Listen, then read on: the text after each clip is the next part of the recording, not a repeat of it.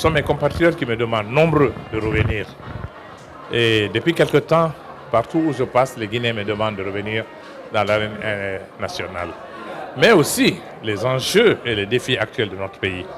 J'ai pensé qu'après avoir accumulé tant d'expériences dans le monde, en Guinée et dans le monde, je voudrais bien mettre cette accumulation d'expérience au service de mon pays. Mon ambition, c'est de servir la Guinée, encore une fois. Et je pense que certains diront, mais votre âge, oui, je dis oui, il y a l'âge. L'âge amène la sagesse et l'expérience. Je voudrais mettre ma compétence, je voudrais mettre mon parcours, je voudrais mettre mon expérience au service de la Guinée pour aider notre pays à poursuivre son épanouissement, la réconciliation nationale, le développement économique et social, et pourquoi pas poser les bases de l'émergence économique de notre pays. Voilà l'ambition qui m'a animé en revenant en politique.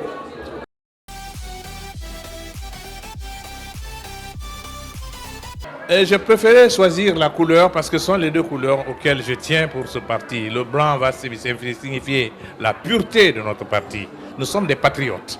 Les patriotes sont des gens purs qui respectent le bien public et qui travaillent pour la nation. L'orange, c'est la vitamine C, c'est l'énergie. C'est l'énergie que nous allons insuffler à la nouvelle génération de Guinéens que nous voulons engager. Et cette énergie qui va donner la chance à tous les Guinéens d'aller plus vite. Et cela, la croissance, l'émergence ne seront possibles que dans un esprit de, comme je l'ai dit, et c'est cet orange-là qui va nous donner cette force pour aller. Et c'est pour ça que j'ai choisi les deux couleurs.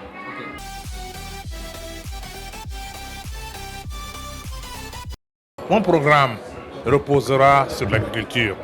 L'agriculture qui peut donner la valeur ajoutée à notre pays. L'agro-industrie, l'industrialisation, tout cela sera amélioré avec l'agriculture. La Guinée est un pays agricole. Je connais des pays qui ont fondé leur développement sur l'agriculture et la Guinée peut le faire.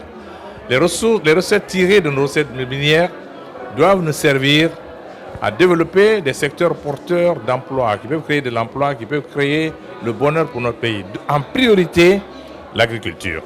Mais aussi, j'ai mis l'accent sur l'électrification. L'électrification, sans électrification, il n'y a pas de possibilité. Nous pouvons mettre l'électricité en Guinée et on peut électrifier tous les villages. Regardez le royaume du Maroc. Chaque petit ruisseau est un micro-barrage. Regardez les marchés guinéens aujourd'hui. Les oranges et les bananes, les clémentines, ça vient du Maroc.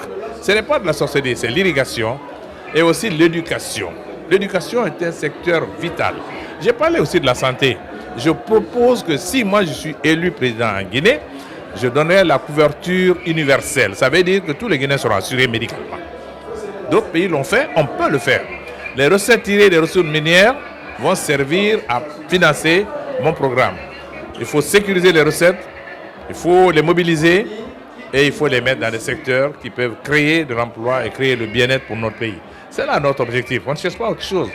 Je sais que la Guinée est un géant qui dort.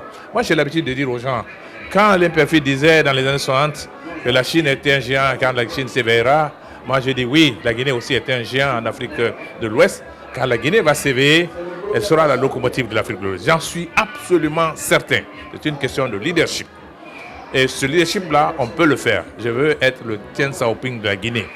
Que Dieu me donne l'occasion, je relancerai l'économie et la croissance économique dans notre pays. Voilà l'essentiel de ce que j'ai dit aujourd'hui, en basant aussi le tout sur la réconciliation nationale. On ne peut pas mettre ça de côté. Il faut que dans cette marche ascendante vers le bonheur des Guinéens, que les Guinéens puissent marcher les uns et le vivre ensemble. Ce vivre ensemble ne peut se faire que si on revisite un peu l'histoire. Il ne s'agit pas de faire un procès, il s'agit de demander le pardon. Le pardon à Dieu d'abord, le pardon aux familles des victimes et que les Guinéens puissent se pardonner. Et Dieu va ouvrir les cieux pour nous. J'en suis certain. Voilà, c'est ma conviction intime.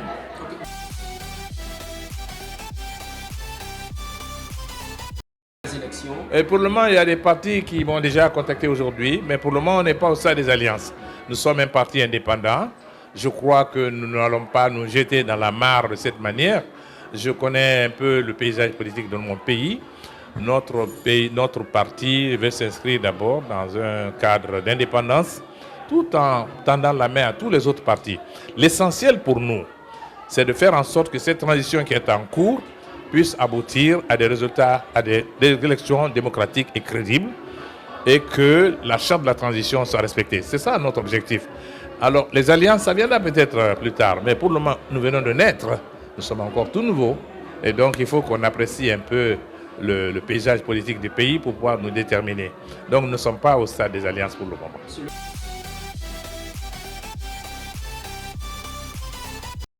Le cas du dialogue, vous me posez une bonne question que je ne peux pas élucider et je vais vous répondre.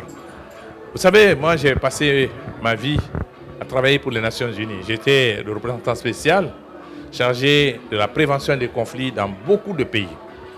Les 6 dernières années, j'étais en Afrique centrale. Je couvrais 11 pays de l'Afrique centrale. Que ce soit le Gabon, le RDC, le Congo, l'Angola, le Cameroun, le Tchad, la Guinée équatoriale, Sao Tomé et Principe. Et l'une des missions que m'avaient confiées les Nations Unies, c'est de faire en sorte, dans le cadre de la prévention des conflits, encourager toutes les parties à maintenir le dialogue. Moi, je connais les vertus du dialogue. N'oubliez pas qu'en 2013, j'étais ministre des Affaires étrangères, tout en étant membre du gouvernement, tous les partis politiques m'ont fait confiance pour présider le dialogue ici. Le dialogue social qui s'est posé ici, le dialogue politique de 2013, après 2 ou 3 années de violence à Conakry, j'ai accepté, j'ai pris le risque de présider le dialogue politique à la demande du gouvernement et des partis politiques. Ce dialogue a abouti à des conclusions consensuelles, acceptées par l'opposition et le gouvernement. C'est ce qui a permis l'organisation de l'élection législative, la première élection législative, après l'élection du professeur Alpha Condé.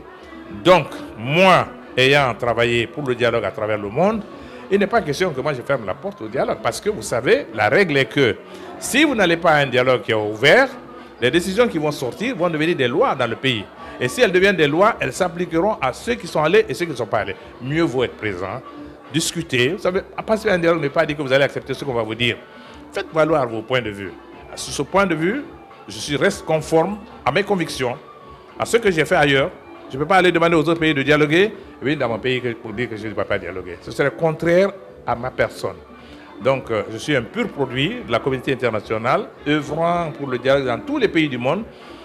Si je prenais une position contraire dans mon pays, je crois que c'est contraire à ma personnalité. Donc, sur ce plan-là, ma position est très claire. Il faut se parler. L'essentiel est de trouver des solutions consensuelles pour sortir la Guinée de la crise, ouvrir la voie pour avoir des élections apaisées.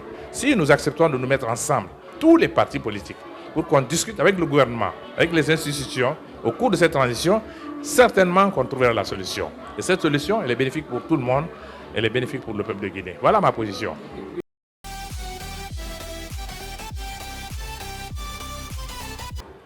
La Guinée peut devenir la locomotive de l'Afrique de l'Ouest. C'est à cela que je vous invite, mes chers compatriotes, pour qu'ensemble, nous entreprenions cette marche salvatrice pour la Guinée, pour les Guinéens, et au bénéfice de ceux qui vivent aujourd'hui, de nos enfants qui sont sans emploi, des femmes que nous allons aider avec les partenariats qu'on va développer et faire en sorte, comme j'aime à le dire très souvent, un pays où il faut bon vivre. Voilà ce que je propose aux Guinéens. Et je vous remercie de m'avoir donné l'occasion de m'adresser en cette première journée. C'est la première interview que je donne en tant que président de ce parti naissant.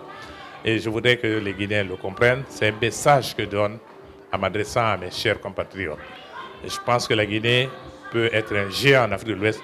J'en suis absolument certain.